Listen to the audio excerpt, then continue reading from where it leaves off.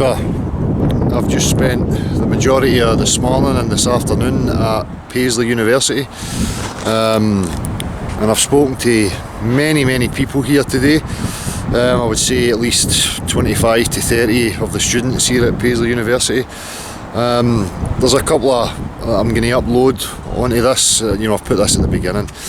And my main thing today was to just ask many of the students if they had heard of this whole question in regards to the shape of the earth.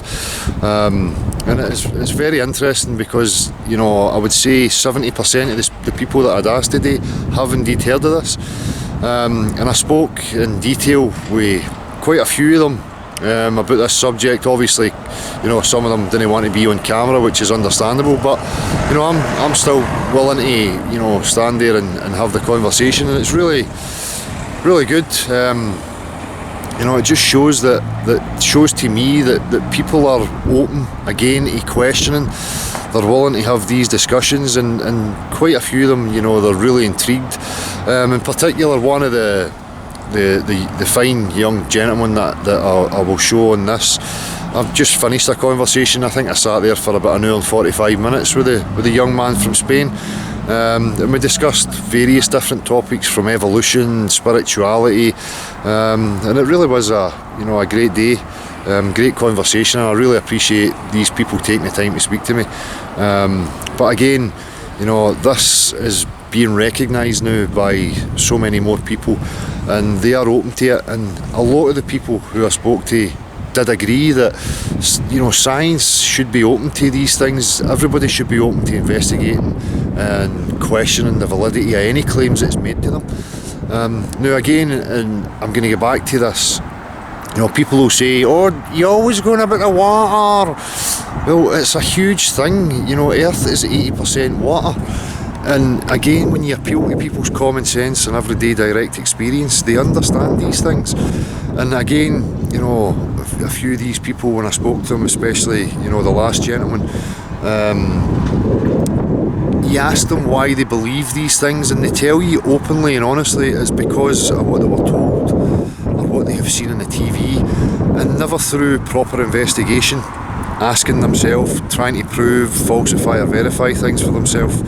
They've just assumed these things to be true and incorporated them into their belief systems.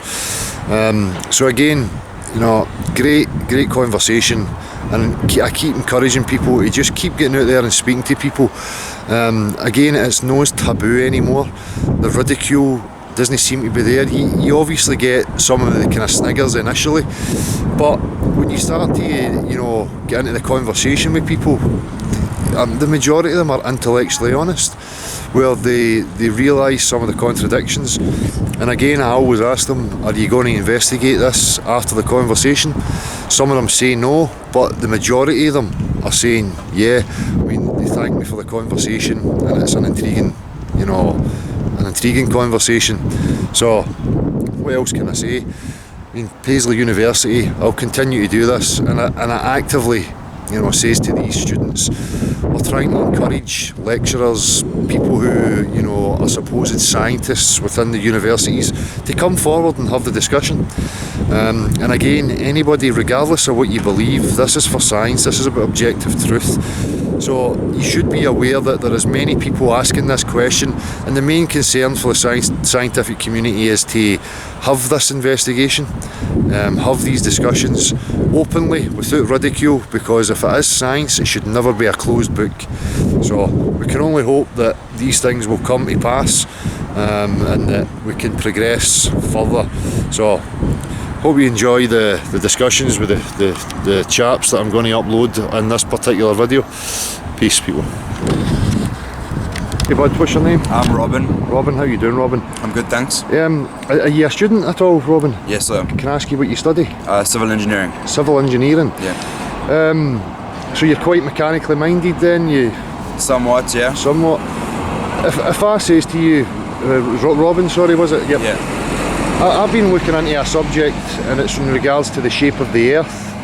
And there's a huge kind of ongoing debate happening right now. I don't know if you're aware of it. Have you heard about this debate and whether or not the earth is actually flat? Yeah, I have heard about it. You have heard of it. Can I ask you what you think of that? I've heard I heard one of the arguments for it. One of the guys was saying that proof of the Earth being flat is the flight paths that the airplanes take. Yeah. And always comes down to the fact that you can see live footage from a satellite. You know. Yeah. It's circular, yeah. So do you believe it is a globe then? Yes. And that would be your main reason for believing so, is because of these images that we see on the TV. Would you say that images would be conclusive scientific proof of something being true? No, not necessarily. But in this case, I do agree with it because it would be hard to fake something of this magnitude. Okay, that's fair enough. I mean, even considering like Hollywood's capabilities and computer-generated capabilities, you still think it would be really difficult? I mean, if we look at movies, like Interstellar or The Martian, I mean, we see movies where they can depict the same kind of scenarios very easily. So for me, it really isn't enough. I would always come back to substance, and I think, if I says to you that for me the foundations of actual science, you have to have a measurable substance. Would you agree with that? Yes. So my main concern and my main question then is, we've used spirit levels and plumb bobs for Since the hundreds. Romans, yes. Yeah. The reason we use a spirit level obviously is because of how liquid behaves. Would you agree with that? Yeah. And that liquid will always level off and take the shape of its container, Yeah. but the surface will always remain level. Yeah. And if it's on a decline, the water would flow. Yeah. Would you say then that it's feasible to suggest that a large body of water is conforming to and displaying convexity upon its surface?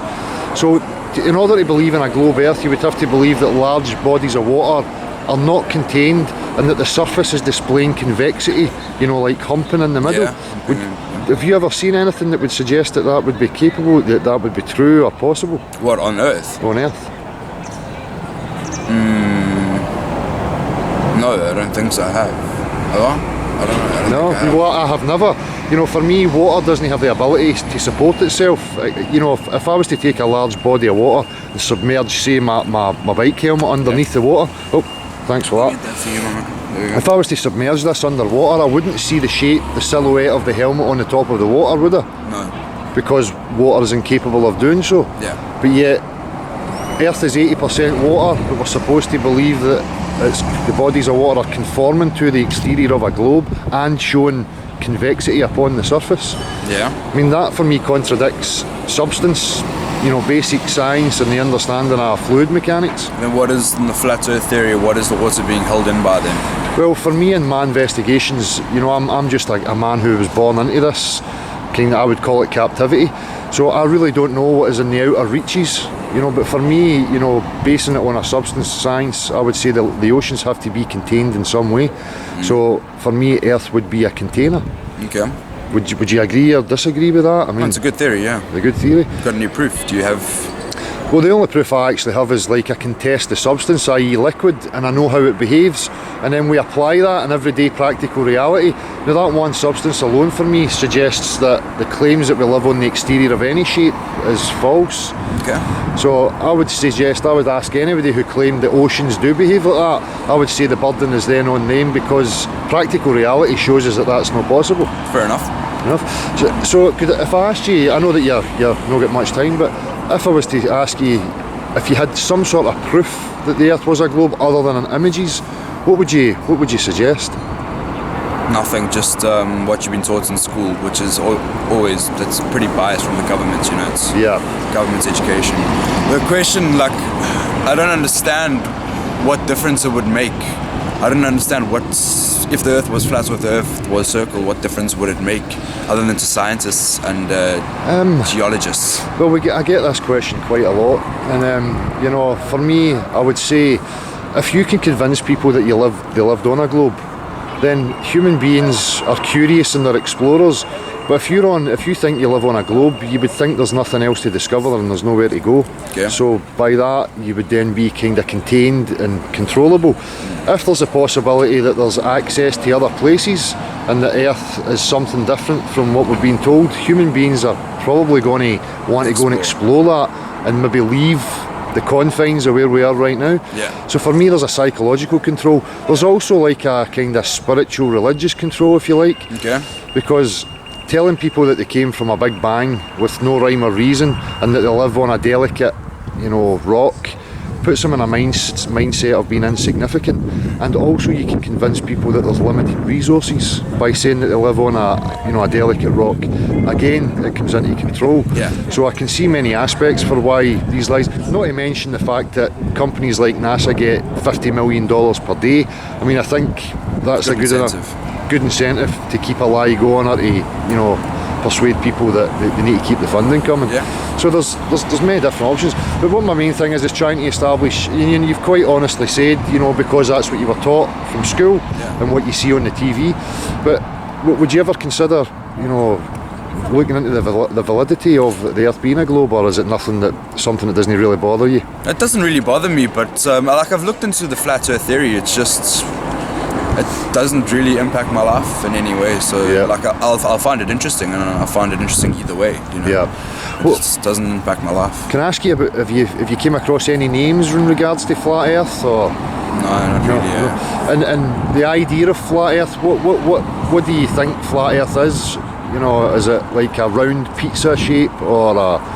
Well, one of the stifling sticks in this argument is why would the Earth be flat when every other planet is round? Like Mars is round, the Moon is not a planet, but it is round. Why would the Earth be flat then? See, for me, I get this as well, and I would call that like a red herring or a logical fallacy, because I could very easily say, well, the pool balls are round, therefore the pool table is round. And and again, we don't have any actual substance in regards to these luminaries in the sky. We see images from, and I have seen amateur footage of these, what they call planets and luminaries, and they look nothing like the way NASA depicts them to be. So for me, I would have to have substance, again coming back to science, in order to know what these things are. A visual representation is not enough. I would have to have substance in order to establish what it actually was before I could make any decision. So I do hear that quite a lot. Why would the other things up there be round or circular, but yet Earth is not? And for me, it's really a red herring. It's a logical fallacy as far as I'm concerned. But I really appreciate your time, and it would be great if you did look into it. Yeah, I will. Yeah, I've looked into it a bit, but I probably will give it a bit more time in between my lectures. Aye. I mean, just before you go, you look out into the ocean and you see the horizon. Yeah. What shape would you say the horizon is? Well, it's flat, but in mathematics we taught that there's no such thing as a straight line.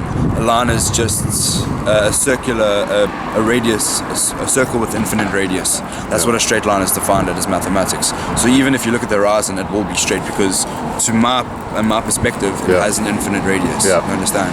Yeah, and I understand mathematics as being a formal science, which means it's a language, which means it doesn't depend on empirical observations. And there's actually a guy who comes onto my live thing. He's an honours degree graduate in maths and physics, and he talks about axioms and how you can start from a false premise and define, like they'll try and redefine level and what level means. Like they'll say it's the from the centre of the sphere outwards, and they try and redefine it, whereas practical reality, level means level like water, levels off, and that's a physical substance. So the definition of level is actually a straight line. But they have redefined it in mathematics because obviously it's a language. That's quite interesting. That's interesting. And Gav's a really interesting guy. I mean, the channel's called Beyond the Imaginary Curve. If you're ever interested in COVE curve. CURVE. Oh, curve. Okay, Beyond the Imaginary Curve. Okay. For obvious reasons, because we can't detect curvature anywhere. And there's loads of people with cameras and doing experiments to try and establish where the curvature is. Nobody can find it. So, thanks very much, man. No problem. Really appreciate your time. Channel a look. Thank you, buddy. Have a good day. You too. Cheers. Cheers, my man. So, hi, bud. What's your name? Jaime. I'm from Spain. Spain. How you doing, mate? I'm doing interviews and I'm trying to, establish whether people have heard of certain topics or not. And I'll just give you that later. Can I ask you, are you religious at all? No, I'm not religious. I was brought up in a Christian family, Yeah. but I'm not practitioner. No. No. Do you go with science? Do you like science and kind of scientific discoveries and stuff like that? Science? Yeah. Yes, Yeah. yes, I actually do like science. If I asked you what science means to you, what would you say? Science. For me, science is the one of the most important parts for human life. Science and religion too, both of them. But science is important for me to develop and develop as a society. Yeah. Especially the world that we live in now that needs so much improvements for so many things. Yes, so would you agree then that the world's in quite a bad state at the moment? Yes. I think that the world reached the state that we can either maintain ourselves or try and make things a little better, but I think it's in decline. Yeah. Society in general, I think that it's in decline. I think I've got some theories about why it may be in decline. Do you question, who you are as a human being? Are you spiritual in any way? If I ask you, what do you think life is? What do you think life is about? What do I think life is about? I think that life is beautiful, and when we are born, we are given the biggest present, which is our life untouched, and then we are the ones that decide what to do with it. Yeah. And you can either break that toy or you can make it better. So do you think human beings have been influenced by propaganda and cultural programming? Oh yes, of course. Yeah, and ideologies? Do you think people have been swayed by that? Of course. What if I was then to... do you question a lot of things about reality? Let's put it this way. We live in a world that basically it's programmed for us. So basically we are like puppets of a society that we live in. So for instance, you are born, you go to school, then you go to university or you work, and let's say that there are some things in life that everyone expects from you, like having a job, creating a family, buy a house, for example, and settle and basically just do work, just do a living that we are programmed for. Yeah. So we do what society thinks is good. Yeah. But it's not the best. Yeah. So you would agree then that there's lots of programming with human beings? Now, if we were to start to look into this, and I'll get right to this kind of point, you have referenced the world that we're living in. Do you think it's hugely important to know exactly where you are, what the world actually is? Of course. Yeah. Can I ask you, what do you think the world is? Do you think it's a globe? Yes. You do think it's a globe? Yes, of course. Can I ask you why? Because science has proved it. However. Yeah. And could I ask you, how have they proven it? Through theories. And yes, theories. We cannot touch the globe as such. We live in it. But probably only 1% or even less, maybe like 0.20% of the population will actually has the chance to see the globe or from an outside. So imagine an astronaut, right? We live in a world, but really I come from Spain and we travel, right? But we just live here. We don't really know much about where we live. Do you think that it would be important if it was the case that it wasn't a globe and the Earth was actually something different from what we have been told through the education and through the media? Actually, I agree with that. I think that the thing, what we call the world, is way more deeper than just a planet.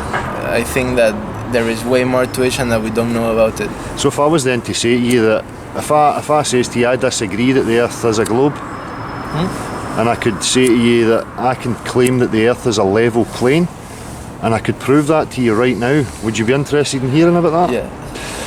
So we talked about science and how it's important for discoveries and for advancing certain things.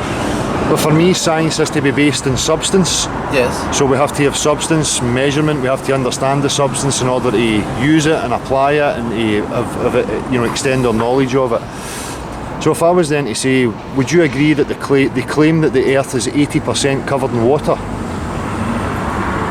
Do you agree with that? Yes. Your everyday practical experience of liquid is that water will take the shape of a container. Yes. The surface will always be horizontal and flat. Now that's practical reality. That's understood in science and it's applied every single day. We use it to level, we use it to build, construct. We build canals, we build dams. But if you look at the globe, you would have to believe that the oceans and bodies of water, rivers, are conforming to the exterior of the globe, thereby showing convexity on the surface of the water. Yes. That goes against all observed and tested reality.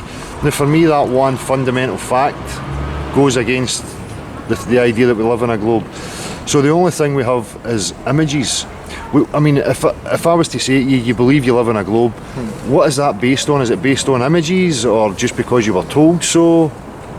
Well, I was taught so in school. Yeah. But you can also find out by yourself that the world is a globe.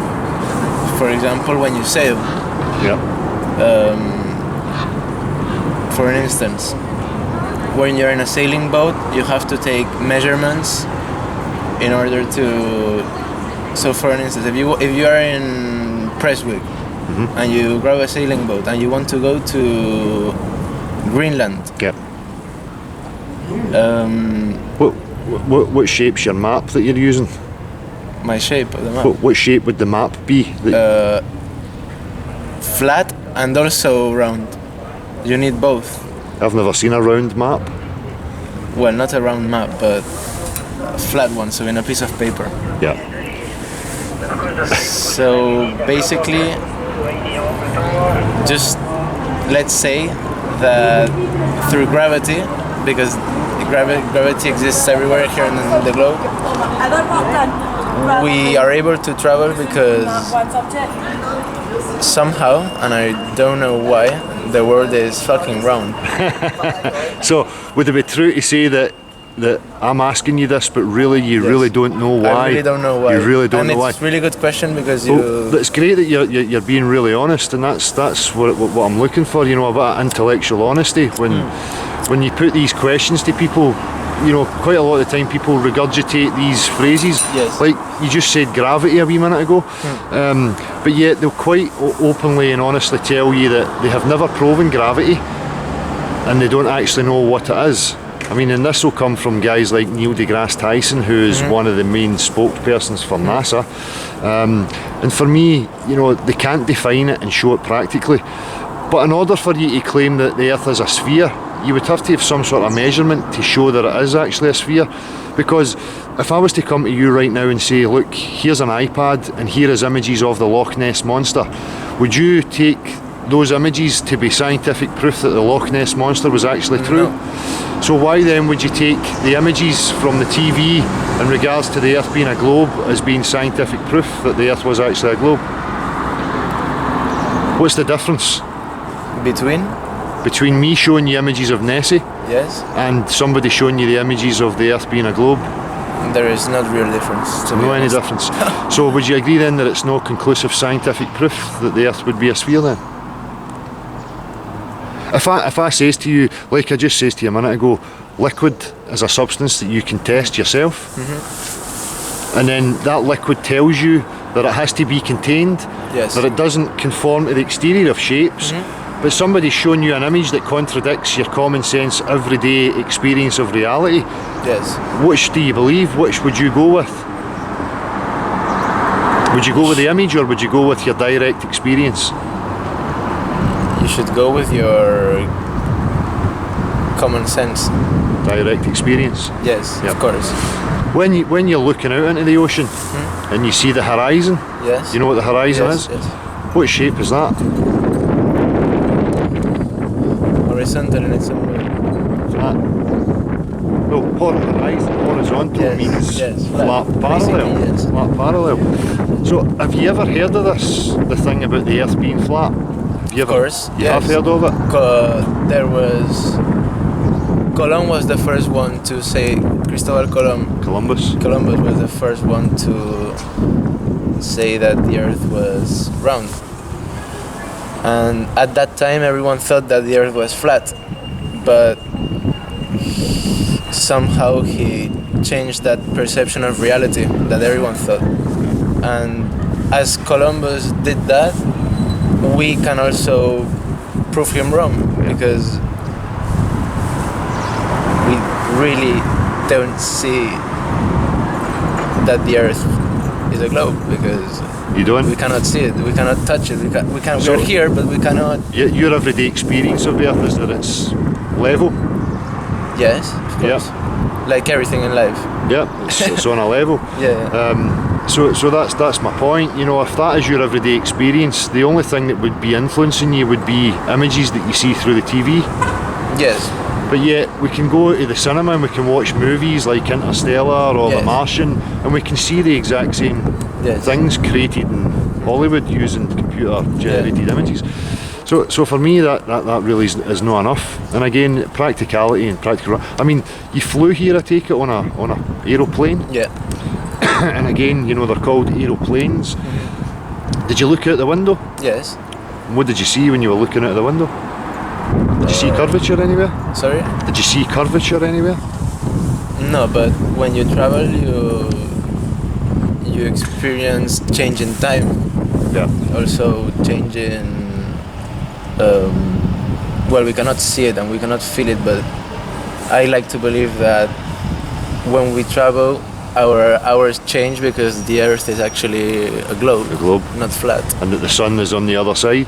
Yes. But what if the sun was a local light source and it wasn't 93 million miles away, the way they tell you that it is? We will never know that. Well, that's it. But some people just believe Yes. what they were told, Yeah, of you know, course. regardless without investigating.